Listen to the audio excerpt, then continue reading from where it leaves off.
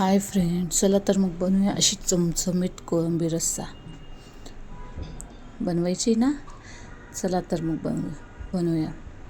बघा किती सुंदर अशी दिसते आणि खायला पण तशी टेस्टी अशी कोळंबी रस्सा येतो. बघू शकता. कोळंबी आधी आपण स्वच्छ धुवून घेऊया.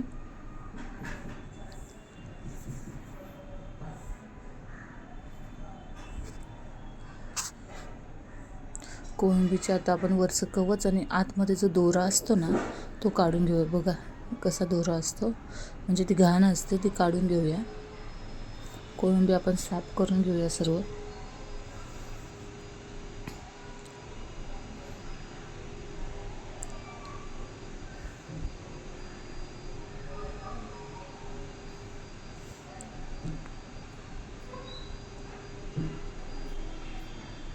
चला तर मग सर्व कोळंबी साफ झाली. आता आपली स्वच्छ धुवून घेऊया.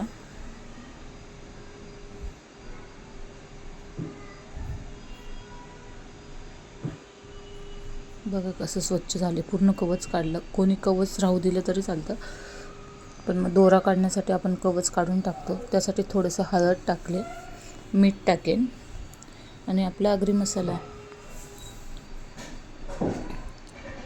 आपण सगळं मिक्स करून घेऊया. त्यासाठी आपण वाटण्याची तयारी करूया. त्यासाठी मी खोबरं घेतलं, अर्धी वाटीच खोबरं घेतलं होतं. अद्रक, लाल मिरची, लसूण हे सगळं मी आता बारीक करून घेईल. लाल मिरचीमुळे चव खूप छान येते. चला तर मग वाटण तयार झालं. त्यासाठी मी थोडी चिंच घेतली आणि टोमॅटो कट करून घेते. चला तर मग कढईमध्ये आपण 2 पळी तेल टाकूया. थोडं जास्त टाकलं मी. त्यात आधी मी टोमॅटो टाकेन. टोमॅटो चांगलं फ्राय करून घेईल.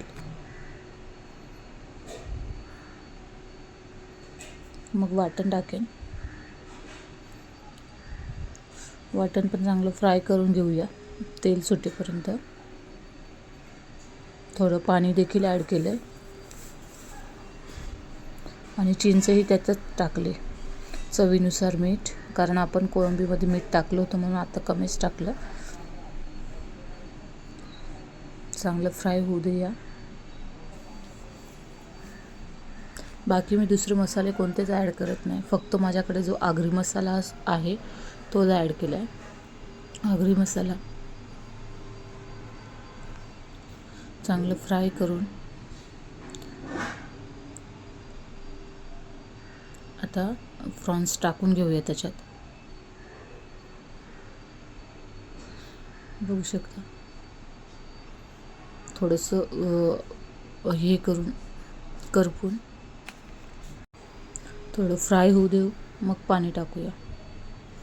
चला तर मग तुमच्या अंदाजानुसार पाणी टाका, म्हणजे कसं 1 माणसाचं 2 माणसाचं त्या प्रमाणात.